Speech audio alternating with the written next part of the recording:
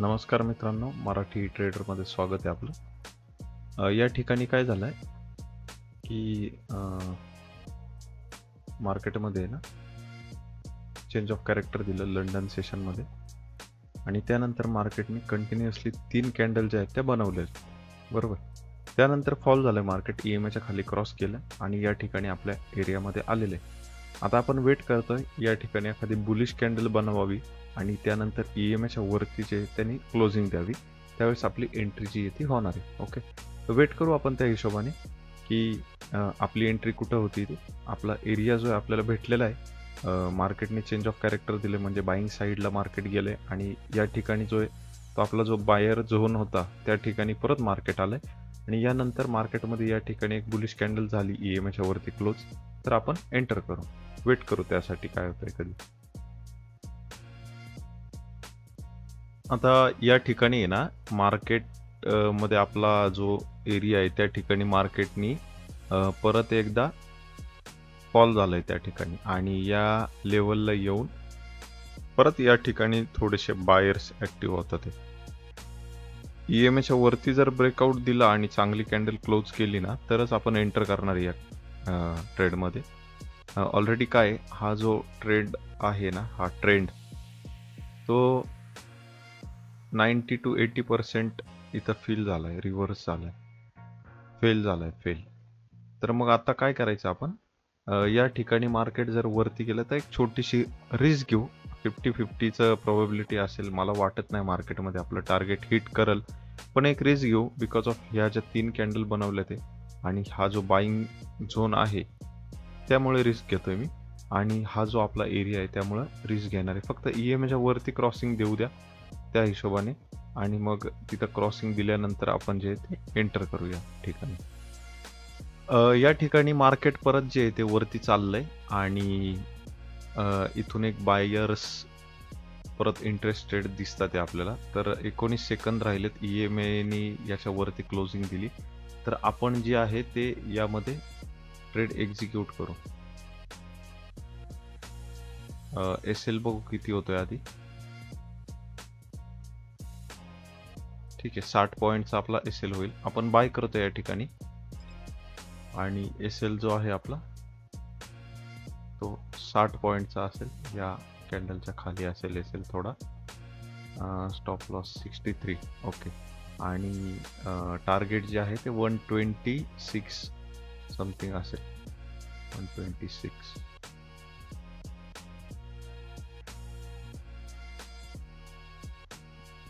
हे जे आहे आपलं टार्गेट असेल. आता वेट करू काय होते ते मार्केटला आणि त्या हिशोबाने बघू.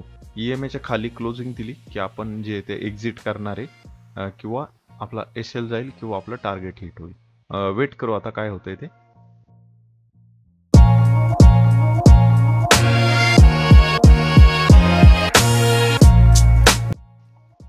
या ठिकाणी आपला दुसरा पण जो आहे हा फर्स्ट वाला होता आपला एरिया जिथून बाईंग येईल असं आपण हे केलं होतं आणि सेकंड वाला जो आहे तो हा एरिया आहे जिथून बाईंग आलेलं आहे, बरोबर.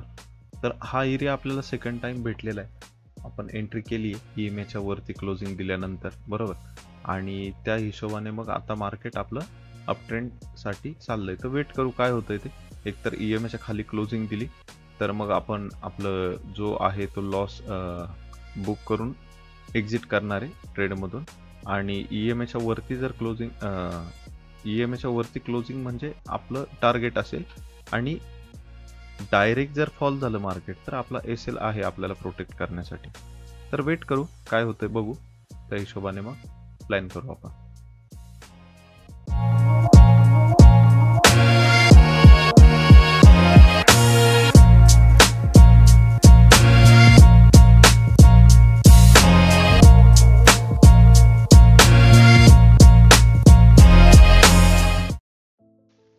या ठिकाणी ते प्रॉपर जे आहे ते क्लोजिंग नाही दिलेली, त्यामुळे आपण वेट करू थोडंसं. आपला SL जो आहे तो या लेवलला आपण आणून ठेवू, या लेवलला आणून ठेवू.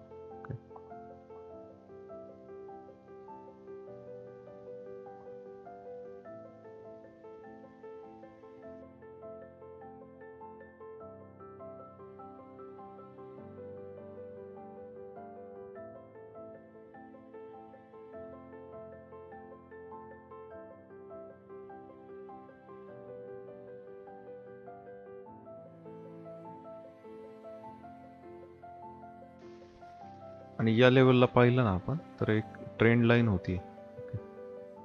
ही जी एक ट्रेंड लाईन पण दिसते आपल्याला. थोडासा हे करू, SL आपला लावलेलाच आहे, थोडं वेट करू काय होतं त्या हिशोबाने.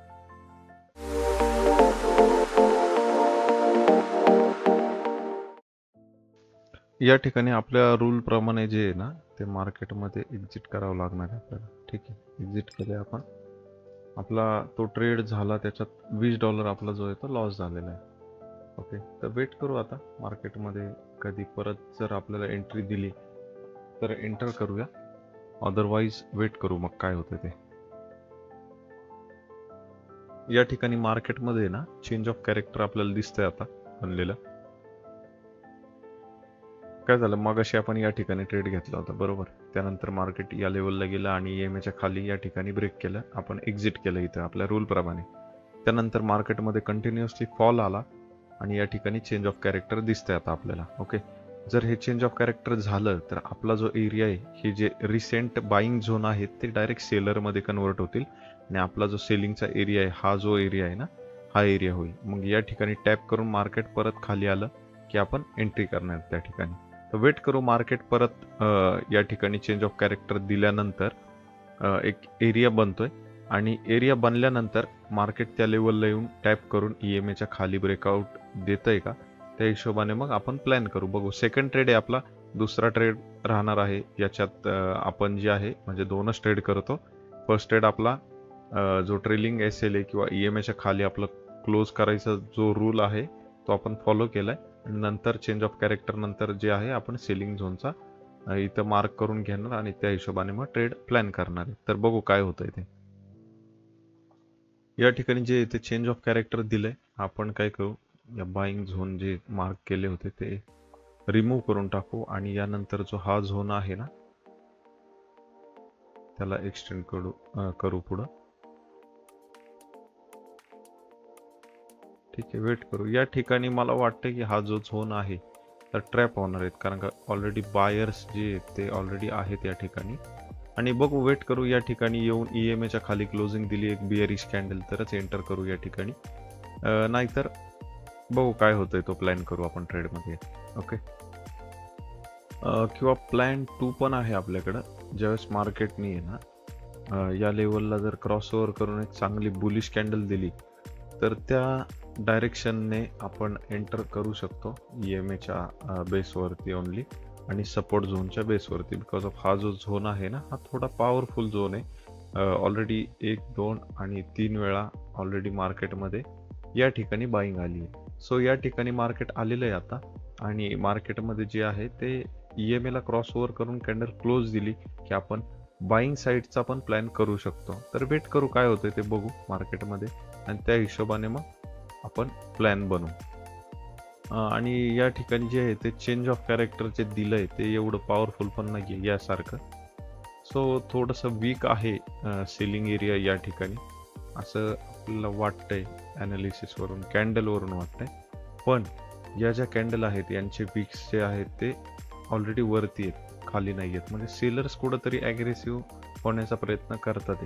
ओके, या ठिकाणी पण जर बघितलं आपण पूर्ण कॅन्डल आणि पूर्ण ज्या विक्स आहेत ते वरतून आहेत, खालून थोडेच विक्स आहे पण पूर्ण बिअरिश कॅन्डल आहे. त्यामुळे सेलर्स थोडे ॲग्रेसिव्ह आहेत आणि या ठिकाणी आपण एक म्हणू शकतो की या ठिकाणी जो ट्रेंड आहे तोच फॉलो करतील. पण ही जी लेवल आहे ही थोडीशी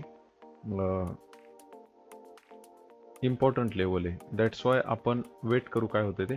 EMAच्या वरती EMAला क्रॉस ओव्हर करून जर शक्यतो मला वाटतंय की फक्त बिअरिश साईडचाच ट्रेड घ्यावा बिकॉज ऑफ ऑल जो ट्रेंड आहे पूर्ण तो सेलिंग आहे. ओके, हा जो सेलिंग आहे या ठिकाणी आपण हे कन्सोलिडेट किंवा साईडवेज आपण बघू शकतो. साईडवेज झालं या ठिकाणी आणि त्यानंतर मार्केटमध्ये एक फॉल आला आणि या ठिकाणी चेंज ऑफ कॅरेक्टर दिलंय. इथं पण चेंज ऑफ कॅरेक्टर दिलं होतं. मार्केट या लेवलला जे ते आलं आणि परत खाली फॉल झालं. पण या ठिकाणी खूप वेळा चेंज ऑफ कॅरेक्टर देऊन या ठिकाणी सस्टेंड झालेलं आहे मार्केट. ओके, तर मग बघू काय होतंय ते, त्या हिशोबाने प्लॅन करू आपण. पण शक्यतो आणि इमिडिएटली कोणता निर्णय घेण्या पेक्षा 3-4 पद्धतीने आपण विचार करून जो आहे तो ट्रेडमध्ये एंट्री केली पाहिजे. बिकॉज ऑफ काय, कधी लॉस होईल, एक मिस्टेक होईल आणि आपला लॉसमध्ये कन्वर्ट होईल पूर्ण ट्रेड. तर आपल्याला ते करायचं नाहीये. लॉस म्हणजे मोठा लॉस घ्यायचा नाहीये. तरी वेट करू, बघू काय होतंय, त्या हिशोबाने आपण करू प्लॅन ट्रेड जो आहे तो. आणि दुसरी एक गोष्ट असते की ज्या वेळेस पण टॅप करताना या ठिकाणी बघितलं आपण एक सर्टन अशी खतरनाक मुवमेंट आलेली आहे या ठिकाणी, बरोबर, एकदम व्हॉल्यूम भरपूर असा. पण ज्या वेळेस सेकंड टाइमला आलं मग थोडीशी कमी झाली. म्हणजे जसं जसं हा एरिया बिल्ड होत जातो ना तसं तसं लेवल आणि ऑर्डर्स फिल होत जातात या ठिकाणी आणि मग इंटरेस्ट कमी होत जातो. मग या ठिकाणी ब्रेकआउट पण येऊ शकतो. आपण वेट करू, सेल साईडचाच प्लॅन करू मला वाटतंय. EMA ला वरती एक या लेवलला जाऊन एक रिजेक्शन कॅन्डल दिल्यानंतर आपण जो आहे तो ट्रेड प्लॅन करू सेल साईडचा. बघू काय होतंय. नाही तर 1:2 टार्गेट भेटतंय का, कॉस्ट टू कॉस्ट जातोय का, SL हिट होतोय, हे 3 पैकी काहीतरी एक प्रोबॅबिलिटी आहे आपली. तर वेट करू काय होतंय. सेलिंग साईडचाच प्लॅन करावा. बिकॉज ऑफ कारण हे पण आहे की 1 आवर वरती पाहिलंय मी, तर 1 आवर वरती कंटिन्युअसली फॉल होतोय. ओके, आणि हा जो एरिया आहे हा एवढा पण इम्पॉर्टंट नाहीये. जर 1 आवर वरती पाहिलं तर 1 आवर वरती एरिया जो इम्पॉर्टंट आहे हा एरिया आहे आणि इथून खूप बाईंग आली होती. आणि दुसरी गोष्ट हे की 1 आवर वरती या लेवलला जर ब्रेक करतंय मार्केट तर पूर्ण खूप खाली जो आहे तो सपोर्ट लेवल आहे. म्हणजे हा जो FVG बनली आहे 1 आवर कॅन्डल वरती, तर तिथल्या ऑर्डर फिल करण्यासाठी मार्केट या ठिकाणी येईल. आणि ते आता किती दिवसात येतंय ते माहित नाही, 2 दिवसात येतंय का 3 दिवसात येतंय, पण मार्केट या ऑर्डर ज्या आहेत त्या फिल करल. ही जागा जी आहे ती फिल करल मार्केट. तर बघू काय होतंय ते, त्या हिशोबाने प्लॅन करू 5 मिनिटवर. एवढी मोठी मूव तर आपल्याला कॅप्चर करता येणार नाही, पण या ठिकाणी फक्त सेलिंगचाच प्लॅन करावा असं वाटतंय मला. वेट करू, बघू काय होतंय. या ठिकाणी आहेत ना खूप असे ट्रॅप तयार झाले ते. आता कधी काय होईल, लोअर लो लोअर हाय, बरोबर, लोअर लो बनवलंय, नवीन चेंज ऑफ कॅरेक्टर दिलंय. त्यानंतर मार्केट परत या ठिकाणी चाललंय. मार्केटला जायचं असतं ना तर इथून वरती गेलं असतं, बरोबर. या ठिकाणी बायर्स इंटरेस्टेड होते थोडे. त्यानंतर परत फॉल झालं मार्केट. या ठिकाणी परत एक बुलिश कॅन्डल बनवतंय, इथून सेल झालंय, या ठिकाणी सेल झालंय. मग याच्या वरती गेल्यानंतर हे जर चेंज ऑफ कॅरेक्टर दिल्यानंतर मार्केटमध्ये ज्यावेळेस या लेवलला येईल बाईंग झोनच्या त्यावेळेस एंटर करायचं आपण बाईंग साईडचं. तोपर्यंत बाईंग साईडचा जो आहे तो प्लॅन अजिबात करायचा नाही. यातच ट्रॅप होतात लोक आणि यातच आपला जो मोठे मोठे SL जातात, अकाउंट ब्लो होतात, या गोष्टी होतात. वेट करायचे. आता इथून जर खालचा क्लोजिंग दिली, या कॅन्डलने खाली क्लोजिंग दिली EMAच्या खाली, तर एंट्री करणार आहे. आणि कॅन्डलचा जो हाय असेल या, तो आपला SL राहणार आहे, बरोबर. किंवा EMAच्या वरती कॅन्डल क्लोज दिली तर आपला जो आहे ते आपण एक्झिट करणार आहे. नाहीतर आपलं टार्गेट 1:2 चं राहणार. ओके, हे बघायचं. आता हे याचा सेलिंग झोनचा काय विषय, तर या ठिकाणी सेलिंग होतंय मार्केट, या ठिकाणी बायर्स होते, बरोबर. मोठ्या मोठ्या कॅन्डल बनल्या, मार्केट फॉल झालं. त्यानंतर परत रिटेल ट्रेड किंवा छोटे छोटे एंट्रीज झाले यात, बरोबर. त्यानंतर परत फॉल झाला, चेंज ऑफ कॅरेक्टर दिलं. मान्य आहे या ठिकाणी मार्केटमध्ये बायर्स ॲग्रेसिव्ह नाहीयेत, सेलर्स ॲग्रेसिव्ह नाहीयेत. बिकॉज ऑफ या ज्या वीक बनतात ते, या ठिकाणी तर कॅन्डलच बनले ते पूर्ण, सेलिंग कॅन्डल नाही एवढ्या.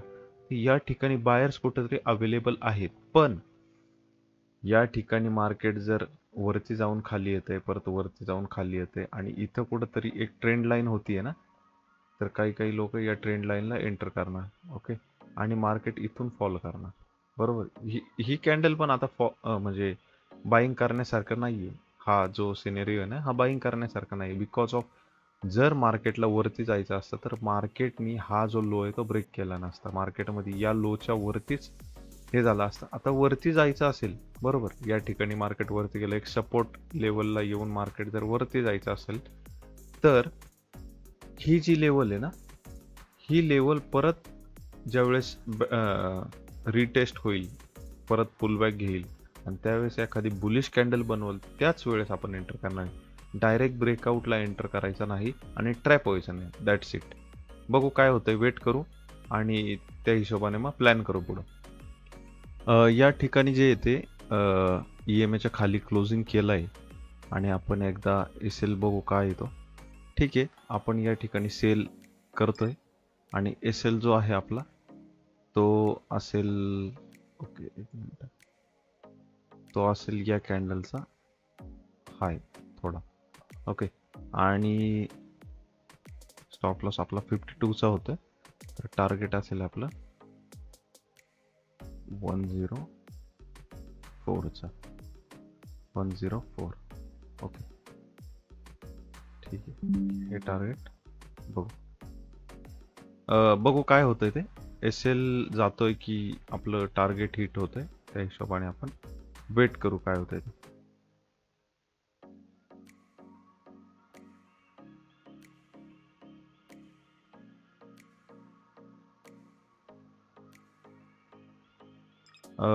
अशा प्रकारे आपला SL जो आहे तो हिट झालेला आहे $54 आणि आपला जो ट्रेड आहे तो दोन्ही ट्रेडमध्ये एक तर SL हिट झाला आणि एक दुसरा जो ट्रेड आहे त्याचा आपण EMA च्या वरती गेल्यामुळे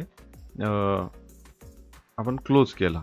आता यात प्रत्येक वेळेस प्रॉफिट होईल असं नसतं. आता कालचा पूर्ण असा प्रॉफिट जो आहे तो 3 याच्यात हे झाला, आपला गेलाय बरोबर.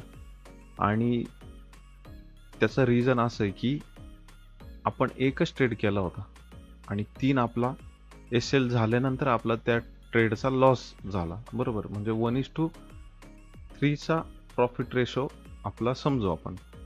ठीक आहे, कधी 2 SL जातात, कधी आपले 2 प्रॉफिट पण होतात.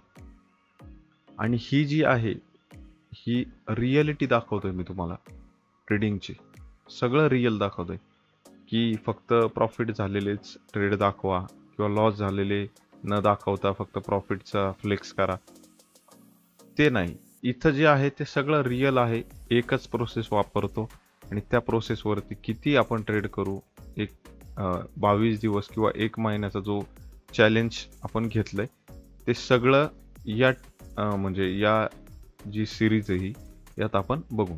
ओके, तुमचा असाच सपोर्ट राहू द्या मला आणि असंच प्रेम राहू द्या. Thank you so much. धन्यवाद.